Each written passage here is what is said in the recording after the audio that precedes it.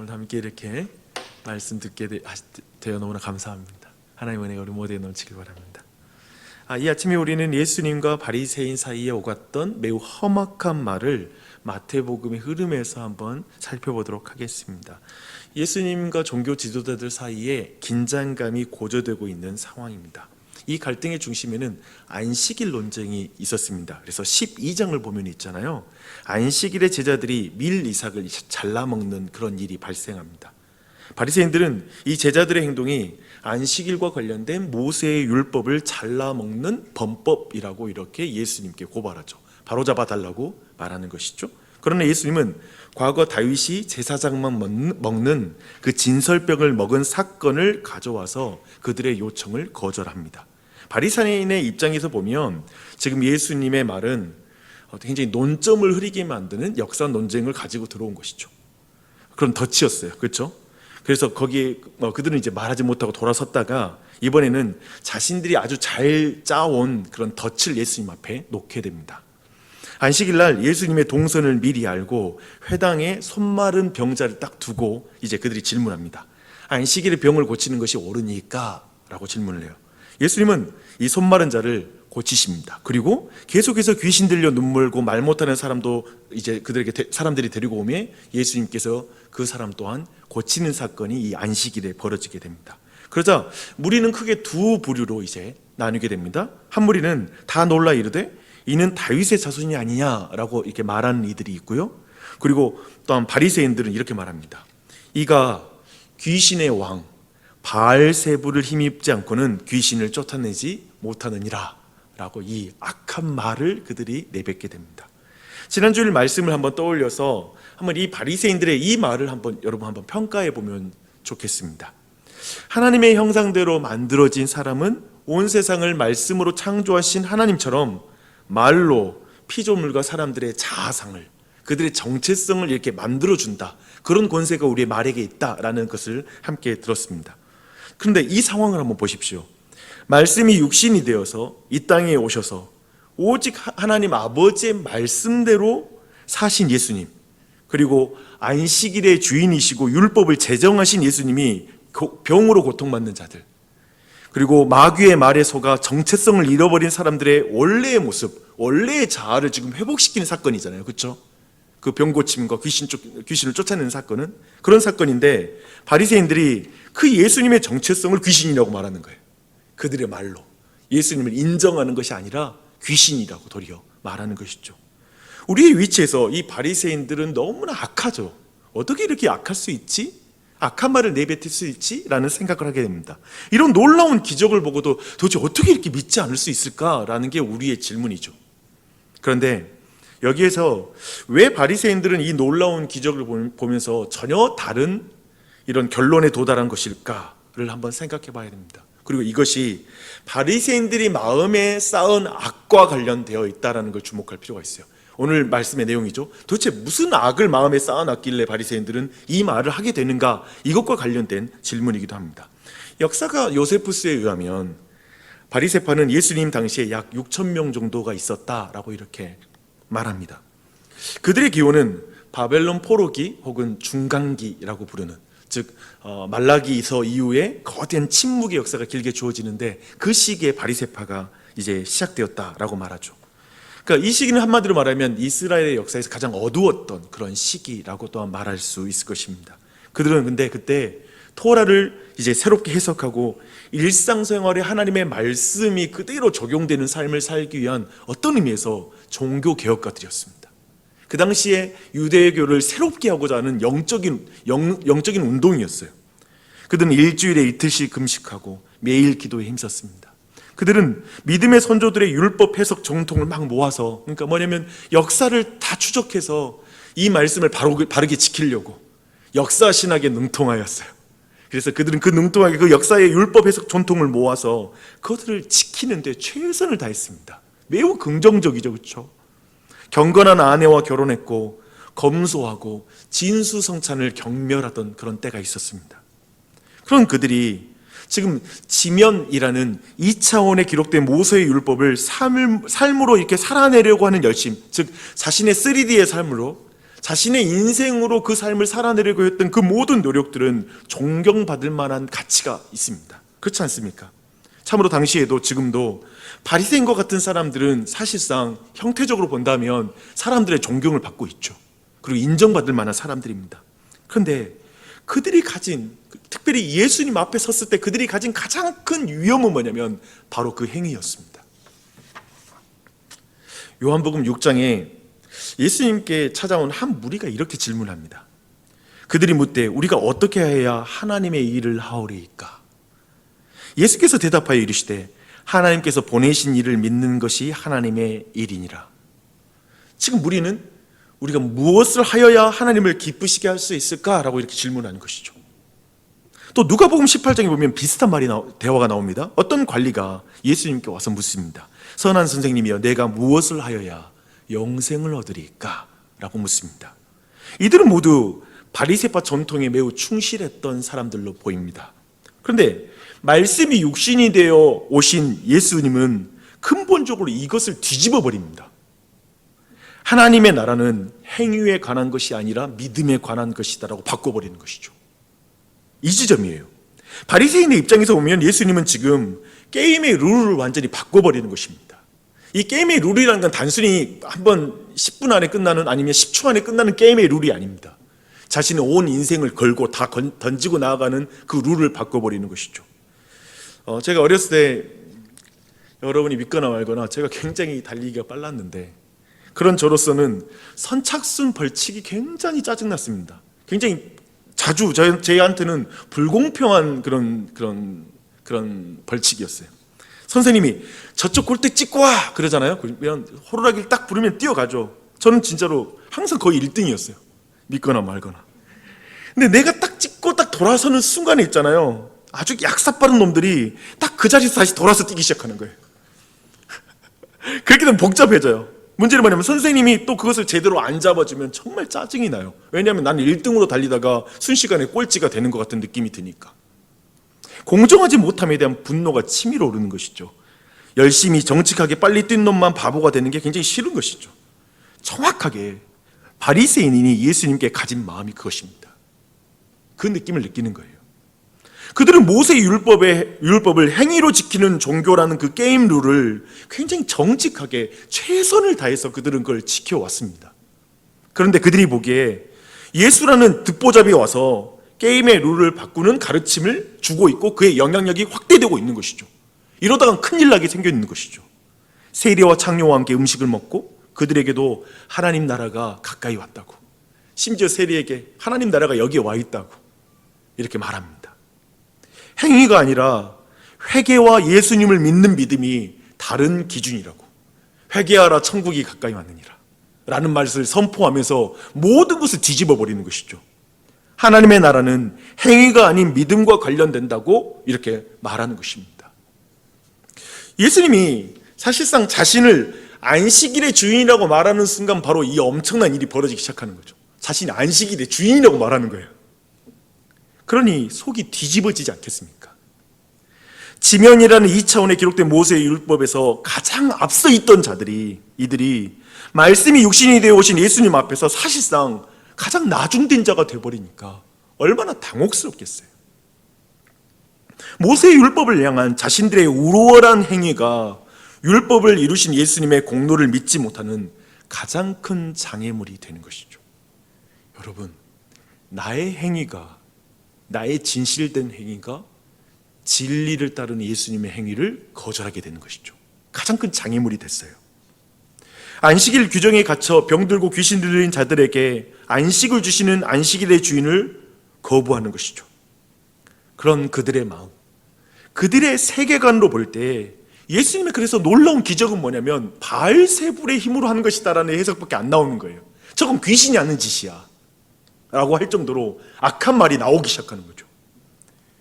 그리고 예수님도 그들을 향해 되게 과격한 말씀을 하십니다. 이렇게 말씀하십니다. 독사의 자식들아.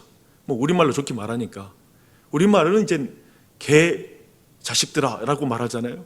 근데 이 독사의 자식들아, 이거 뭐 그것보다 훨씬 더 강한 느낌을 받게 되죠. 독사의 자식들아, 너희는 악하니 어떻게 선한 말을 할 수 있겠느냐.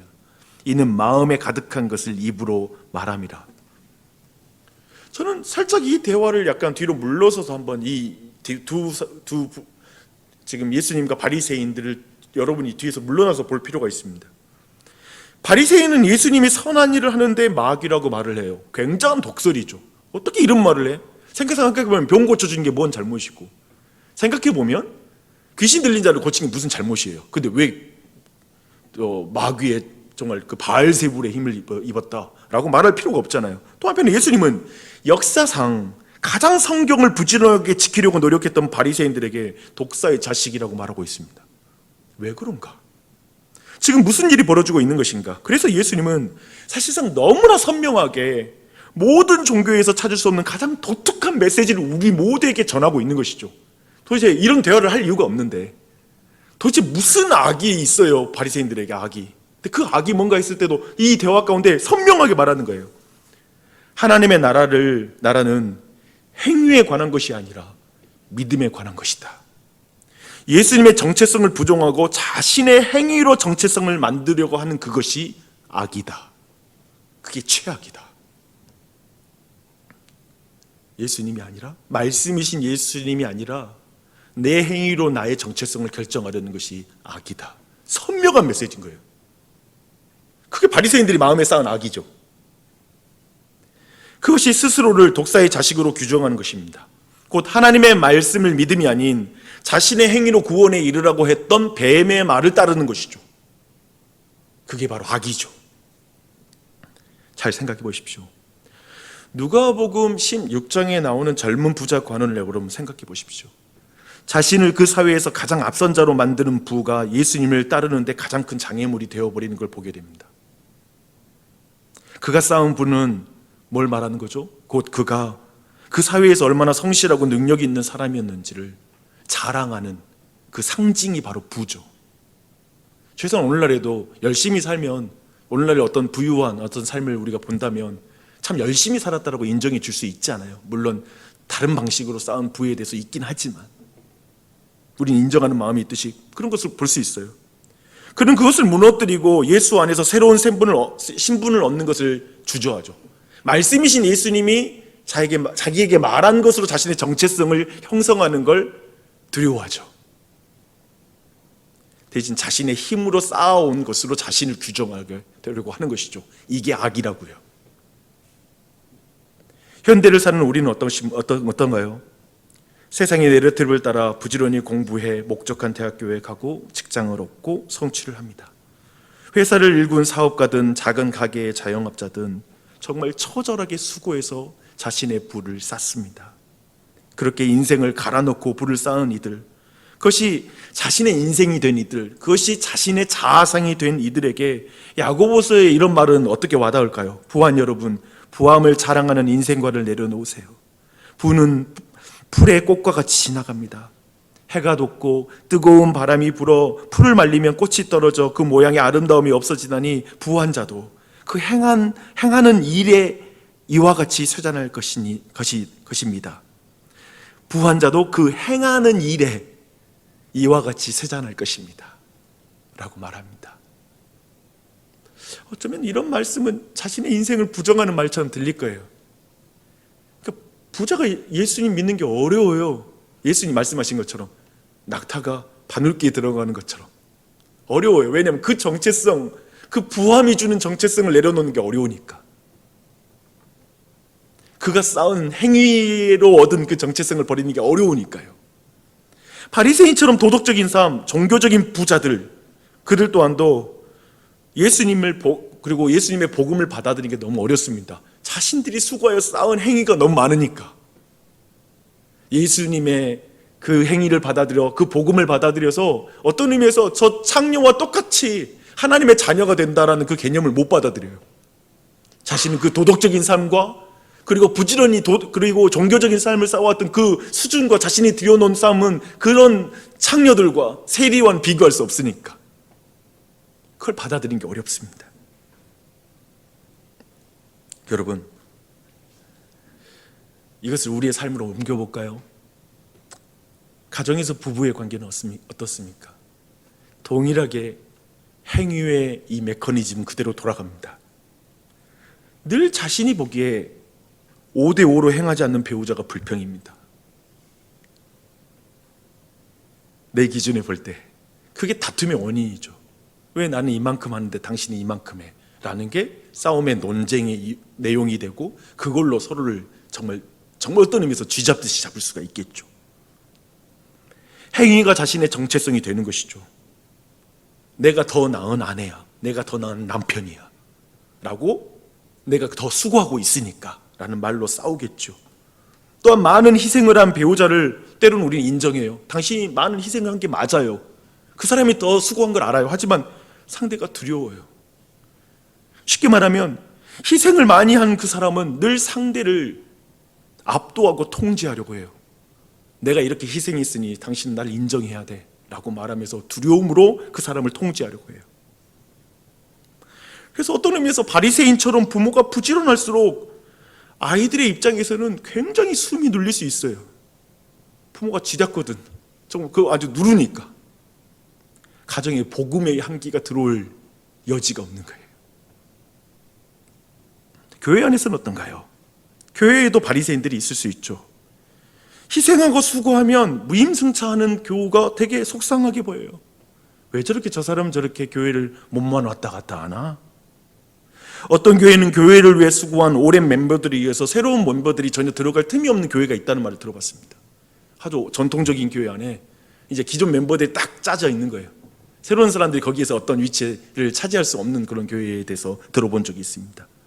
먼저 된 자가 나중되고 나중된 자가 먼저 된다는 그 말씀 앞에 서야 되는 것 같아요. 내 행위가 결국 그리스도의 행위를 자랑하는 게 아니라 사람의 행위를 자랑하게 되는 그 장소가 될 수 있으니까요. 봉사를 많이 한 분들을 우리 교회가 존경했으면 좋겠어요. 그런데 봉사를 많이 한 분들이 새로운 사람들을 앞세우는 교회가 또한 되었으면 좋겠습니다. 직분자를 여러 가지 피택하는 우리가 과정을 두고 있지만 그런 말 하잖아요. 직분자란 교회의 기둥이다. 저는 신대원 때 참 멋진 말을 들은 적이 있어요. 기둥은 건물에서 안 보인다. 그래서 사람들이 기둥이 여기다가 막 세워놓으면 사람들 오다가 부딪히잖아요. 그리고 또 안 보이잖아요. 제가 안 보일 거 아닙니까? 기둥을 여기다 몇 개 세워놓으면. 그것처럼 직분자들은 정말 숨은 곳에서, 안 보이는 곳에서 이렇게 사람을 세워줘야 된다는 말이 그렇게 기억의 제안에 아직도 남아 있습니다. 근데 참 어려워요. 이 행위라는 것이 끊임없이 그리스도의 행위를 높이지 못하고 우리 안에 나를 자랑하게 되는 이 원리가 여전히 우리의 삶에 굉장히 널리 퍼져 있다는 걸 우리 모두가 잘 알고 있을 것입니다. 그래서 저는 오늘 아까 불렀던 그 찬양의 이 가사가 참 어려워요. 이 이름 없이 빛도 없이 감사하며 섬기리다. 어려운 찬양이에요. 네, 저도 다짐하고 우리 모두도 다짐하는 건 뭐냐면 지금부터 나는 이 노래를 제대로 부르는 싸움을 계속 할 거야. 그러니까 지금 내 자신이 지금 이걸 끊임없이 싸워야만 마지막 때, 저는 내가 은퇴할 때 내가 진짜 제대로 싸웠는지 그때 판가름 나겠죠. 그렇죠? 박용주 목사가 이름 없이 빛도 없이 사역하려고 노력했구나. 그때 아마 더 정확하게 그런 시간의 통과 가운데 증명이 될 거라는 생각이 듭니다. 주 안에 사랑하는 여러분, 내가 행한 일이 아닌 주님이 행한 일로 자신의 정체성을 세우는 것, 그때 우리는 이 세상에서 낙오한 사람, 무력한 사람, 병자, 자아가 깨뜨려진 사람, 귀신 들린 것 같이 뭔가에 사로잡혀 있는 사람, 무너진 사람들이 환대받는 교회가 되겠죠. 그때 우리는 누군가의 정체성을 세워주는, 온전히 세워주는 말을 하게 될 거예요. 저는 오늘 이 말이라는 주제를 매우 근본적인 주제로 바리새인으로 들어가서 지금 설명한 겁니다. 근본적으로 행위 기반, 나의 행위로 기반으로 나의 정체성을 세우는 이 세상에 거대한 그 기반으로 나아가는 이상 사실상 무능력하고 무력한 자들 향해서 좋은 말 안 나옵니다. 너희들이 게을러서 그렇게 됐지, 너가 부족해서 그렇게 됐지 라는 말만 나오겠죠. 그건 교회가 아니죠. 하나님은 지금 하나님 새로운 질서를 가져오죠. 그래서 그런 의미에서 나의 어떤 정체성을 내 행위가 아니라면 배우자를 향해서 우리는 어떻게 말해야 될까? 당신 그 행위를 기반으로 당신은 사했잖아, 사. 난 육했고. 그것으로 그냥 상대를 어떻게 압도하고 그것으로 평가하는 말이 아니라 우리 모두가 그리스도의 행위로만 온전해진 존재로서 상대를 바라볼 줄 알고 그렇게 말할 줄 아는 거, 관대할 줄 알고, 좀 분명히 내가 7, 8회고 저 사람이 일을 했어도 그 가운데 그것을 품고 그 사람을 축복하면서 갈 수 있는 법을 배우는 거, 그게 놀라운 비결인 것이죠. 우리는 지금 오늘 말씀 보면 특별히 심판과 관련된 말인데, 우리는 지금 우리의 말에 대한 심판주를 만나는 거예요. 뭐냐면 내 대신 심판을 당하신 예수님을 기억하며 말을 하는 거예요. 그게 지금 내가 내 말에 대한 심판주를 만나는 거. 근데 지금 내가 심판주가 되어서 말을 하면 나중에 내가 뱉은 말에 대한 심판주를 만나게 될 거예요. 그러니까 지금 우리는 정말 나 대신 심판을 당하신 예수님 안에서 말하는 걸 계속 해야겠죠. 대신 심판주가 돼서 누구 평가하고 판단하고 막 말하는 게 아니라, 그러면 나중에 진짜 심판주 만나요. 오늘 말씀이 그거죠. 그러면 심판주가 지금 문 앞에 있다.